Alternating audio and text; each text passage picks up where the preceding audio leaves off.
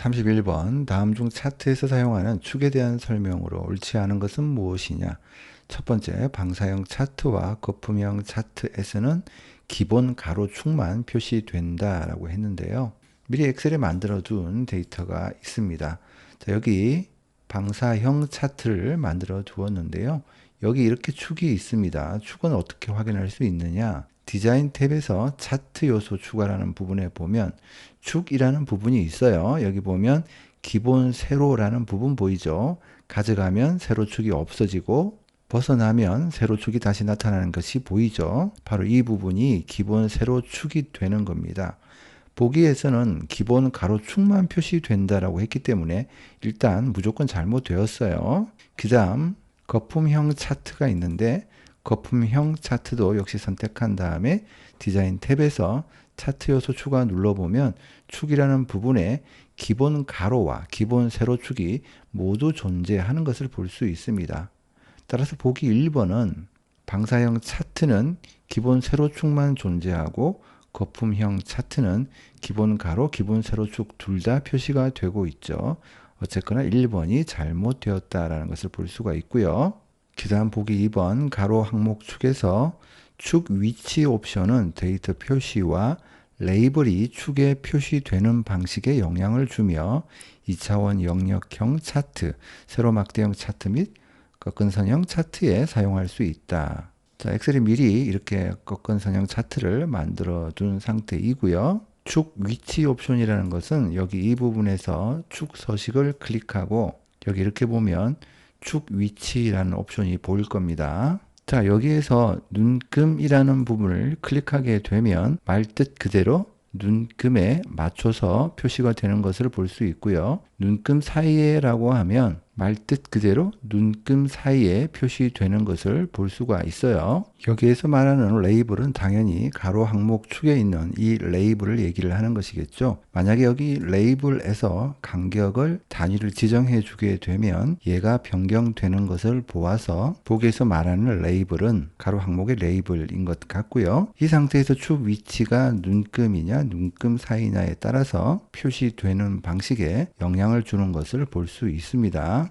그 다음 보기 3번은 가로 항목 축이 날짜 값인 경우 축 종류에서 날짜 축을 선택하여 기준 단위를 일, 월, 년 중 선택하여 지정할 수 있다라고 했습니다. 자, 이렇게 미리 만들어 둔 상태에서 가로 항목 축이 날짜 축인데 이 상태에서 선택을 하게 되면 기준 단위를 일, 월, 년 단위로 선택할 수 있는 것 보이죠? 자, 이렇게 선택을 할 수 있다라는 것을 볼 수 있습니다. 만약 기준 단위를 월로 바꾼 다음에 2개월 단위로 바꾸게 되면 이렇게 2개월씩 간격이 떨어져 단위가 되는 것을 볼 수 있습니다. 그 다음 보기 4번은 3차원 꺾은선형 차트는 3개의 축, 가로, 세로, 깊이 축에 따라서 데이터 요소를 비교한다 라고 했습니다. 자, 미리 이렇게 3차원 꺾은선형 차트를 만들어 준 상태이고요. 우리가 알다시피 가로축이고 그 다음에 세로축이죠. 그 다음에 깊이축이라는 것은 바로 여기 Z축에 해당하는 부분, 여기가 바로 깊이 계열축이 되겠습니다. 이 상태에서 3차원 회전이라는 것을 선택을 하고 원근감이라는 것을 이렇게 더 주게 되면 앞에서는 보이지 않았던 부분도 이렇게 나타나는 것을 볼 수 있습니다. 왜냐하면 깊이가 더 깊어졌기 때문에 깊이 계열에 있던 현소라는 데이터도 나타나게 되는 것이죠. 바로 이 데이터는 데이터 선택에서 살펴보면 계열의 현소라는 부분도 원래 있었기 때문에 나타나는 것입니다. 바로 이 부분이 Z축, 깊이축에 해당한다라고 알아두면 되겠습니다. 뭐 어쨌거나 정답은 1번이고요. 그 다음 32번 아래는 매크로 1 매크로의 실행 결과와 VBA 코드이다. 다음 중 VBA 코드의 ABC에 해당하는 내용이 순서대로 나열된 것은 무엇이냐? 엑셀 처음 공부하는 사람들 입장에서 이렇게 보면 굉장히 복잡해 보이니까 아주 간단한 매크로를 한번 만들어 보면 다 해결이 되는 문제입니다. 그럼 이 문제가 무엇을 말하는지 단박에 알 수 있습니다. 엑셀로 매크로를 한번 만들어 보도록 하겠습니다. 자, 여기에서 말하고 있는 매크로라는 것은 개발 도구에 가서 매크로 기록이라는 것을 눌러서 선택을 해주면 되고요. 문제의 보기 예시를 보면 첫 번째 뭔가 A1 셀을 select 선택한다라고 되어 있기 때문에 우선 A1이 아닌 곳에 커서를 가져다 둔 다음에 시작하도록 하겠습니다. 이 상태에서 매크로 기록을 눌러주고요. 매크로 이름은 이렇게 정해주면 되겠죠. 확인을 누르고요.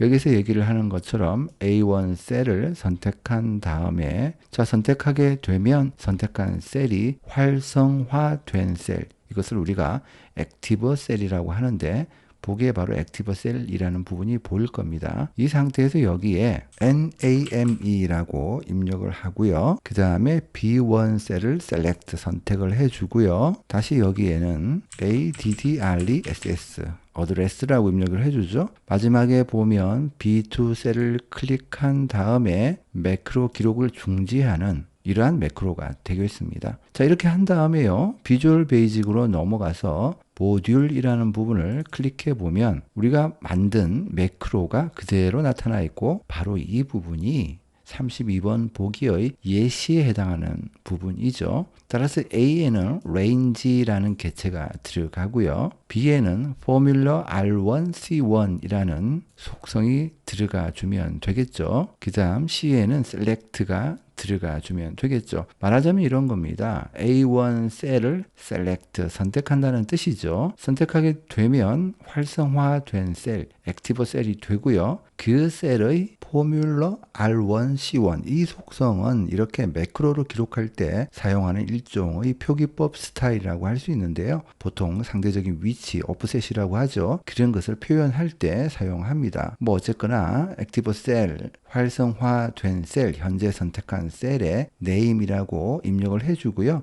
그 다음 B1을 선택을 하고요. 역시 똑같이 어드레스를 입력을 해주고요. B2 선택하고 매크로 종료하는 그런 매크로가 되겠죠. 물론 여기에 range라는 개체 대신 셀즈라는 속성을 이용할 수도 있습니다. 다만 표현하는 방법이 달라지죠. range 개체는 이렇게 셀 이름을 입력해 주면 되고요. 셀즈 속성은 좌표를 입력해 주면 됩니다. 참고로 포뮬러 R1C1이라는 부분은 앞에서 상대적인 위치라고 했는데요. sum 함수를 표현할 때 이런 식으로 표현을 하게 되면 활성 셀로부터 행은 3이 적고 열은 1이 많은 셀부터 행이 3 적고 열이 2 많은 곳까지의 합을 구해줄 수 있겠죠. 그 다음 33번 다음 중 아래와 같이 워크시트에 데이터가 입력되어 있는 경우 보기의 수식과 그 결과값으로 옳지 않은 것은 무엇이냐. 자, 여기에서는 searchb라는 함수를 잘 알고 있어야 풀 수 있는 문제가 되겠죠. 미리 엑셀에 입력해 둔 자료가 있습니다. 이것을 보면서 하나하나 따져보면 되겠습니다.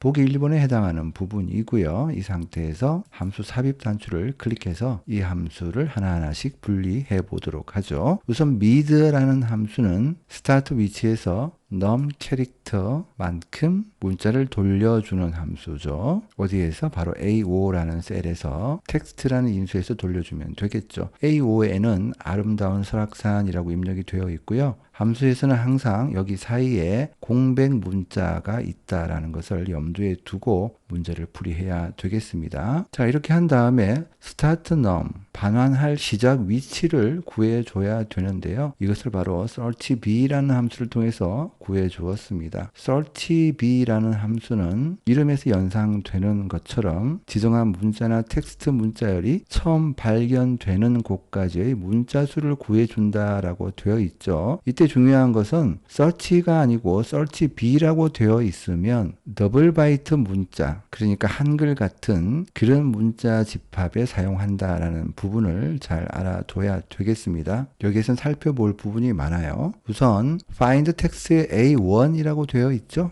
A1에 보면 아무것도 없어요. 바로 공백이죠. 공백. 스페이스가 있는 것이 아니고 그냥 공백입니다. 이 상태에서 within text라는 것은 찾으려는 텍스트예요. A5가 지정이 되어 있습니다. 아름다운 설악산이라고 되어 있고요. 아자 앞에 커서가 있겠죠. 바로 이것이 바로 여기에 있는 공백 문자다 이렇게 생각을 하면 되겠습니다. 그렇다면 첫 번째에서 발견이 되겠죠. 그래서 1이라는 값이 나왔고요. 이 상태에서 다시 미드 함수로 넘어가서 이 부분이 1이니까 더하기 5를 하게 되면 6이라는 값이 나올 거잖아요. 그러면 A5 셀에서 여섯 번째 위치 하나, 둘, 셋, 넷 공백도 포함한다라고 했죠. 다섯, 여섯. 설이라는 글자에서 시작합니다. 그 다음에 세 글자 설악산. 결과값 설악산이라는 값이 나오게 되는 겁니다. 함수를 하나하나 따져보면 다 알 수 있는 문제이고요. 그 다음 보기 2번을 그대로 구현해 둔 상태이고요. 역시 함수 삽입 단추 클릭해서 살펴보도록 하겠습니다. 자, replace라는 함수이고요. old 텍스트를 여기 시작 위치에서 이 개수만큼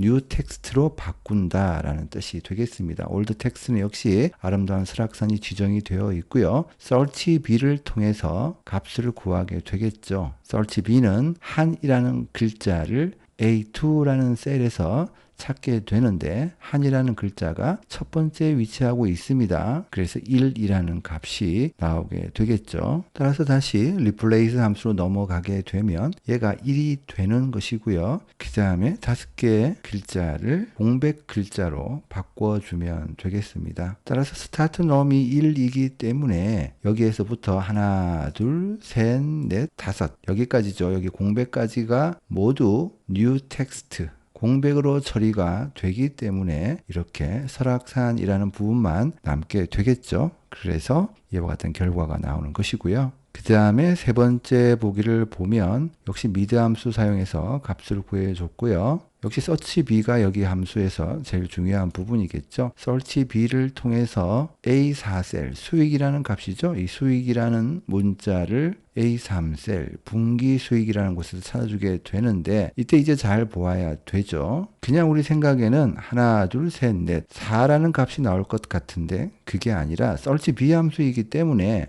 더블 바이트 문자 한글은 2바이트씩 계산된다라고 했죠. 따라서 분기 공백은 그냥 1바이트예요. 한글이 아니잖아요. 그죠? 그래서 2바이트, 2바이트, 4바이트, 5바이트 그 다음 여섯 번째 위치에서 수익이 나타나고 있죠. 하나, 둘, 셋, 넷, 다섯, 여섯 번째 위치에서 나타나고 있기 때문에 6이라는 결과값이 구해지는 겁니다. 그래서 미드 함수로 넘어가게 되면 얘가 결과값이 6이기 때문에 A2 셀에서 하나, 둘, 셋, 넷, 다섯, 여섯 바로 여기 민이라는 글자 여기서부터죠. 여기에서 민국이라는 부분을 미드 함수를 통해서 반환받으면 되겠죠. 그래서 이런 결과값이 나오게 되고요. 정답은 4번입니다. 4번이 잘못되었어요. 다시 함수 삽입 단추를 클릭해 보고요. 똑같이 replace 함수인데 search b를 통해서 A4셀에 있는 수익을 분기 수익에서 찾으면 6이라는 값이 나온다라는 것을 우리 살펴보았고요. 따라서 A3셀에서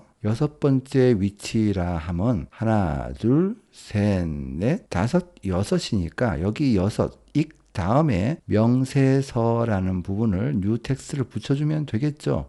따라서 결과적으로 분기 띄우고 수익 명세서라는 결과값이 나와야 되는데 보기에는 그냥 분기 명세서로 되어 있습니다. 분기 명세서로 되려면 search b 함수 대신에 그냥 search라는 함수를 사용해 주면 이런 결과값이 나타나겠죠.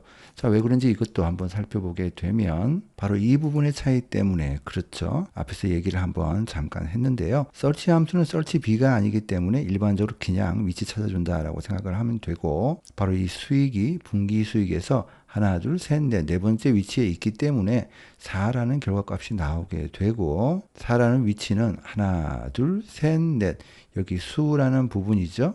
따라서 여기 수익이라는 부분이 명세서로 바뀌게 됩니다. search b가 아니고 search라는 함수를 사용해 줬다면 보기 4번도 맞는 답이 되겠지만 search b 함수이기 때문에 틀린 답이 되는 겁니다. 그 다음 34번 다음 중 아래 워크시트에서 F2셀에 소속이 영업 일부인 총 매출액의 합계를 계산하기 위한 수식으로 옳지 않은 것은 무엇이냐. 그냥 합계가 아니라 소속이 영업 일부인 녀석들만 구해서 총 매출액을 구해줘라 이런 얘기가 되겠죠.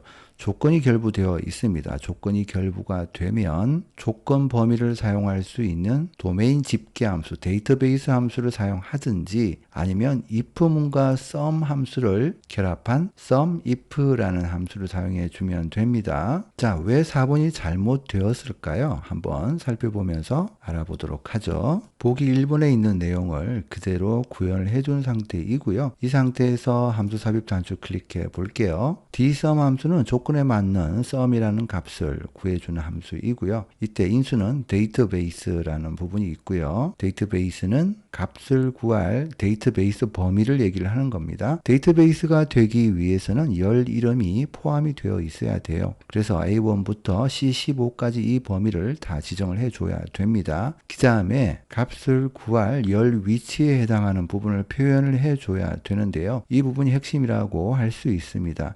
이때 3이라고 지정을 해주게 되면 1열, 2열, 3열을 얘기를 하고요.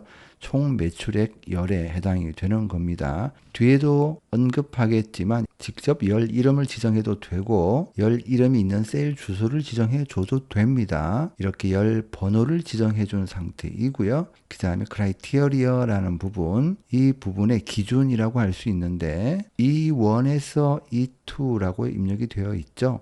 바로 소속이 영업 일부인 경우라는 조건이 지정이 되는 겁니다. 이때 이 열 이름은 반드시 공백도 있으면 안 되고요. 정확하게 일치해야 됩니다. 이 상태로 해서 값을 구하게 된다라는 것을 볼 수가 있고요. 기다란 보기 2번에 있는 부분은 앞에서 얘기했던 것처럼 열 번호를 지정하지 않고 값을 구할 열의 열 이름에 해당하는 셀의 주소를 그대로 입력해 준 상태이고요. 참고로 이렇게 직접 열 이름을 입력해도 상관없다라고 했습니다. 그 다음에 sumif 함수라는 것을 이용할 수도 있는데요. sumif 함수는 if 함수와 sum 함수가 만났다 이렇게 생각을 하면 되겠고요. 이때 range라는 부분을 잘 보아야 되겠습니다. 조건에 맞는지 검사할 셀들이다 라고 되어 있죠. 우리가 구하고자 하는 것은 영업 일부라는 부분의 값을 구해야 되기 때문에 열 이름이 포함이 되면 정확한 값을 구할 수가 없겠죠. 정확하게 값을 구할 수 있는 범위, 이 범위를 지정을 해줘야 되고요. 이 상태에서 크라이테리어라는 부분은 영업 일부라고 이렇게 지정을 해주면 되고, 그 다음에 sum range라는 부분도 여기 range라는 부분의 범위 크기와 동일하도록 이렇게 맞춰줘야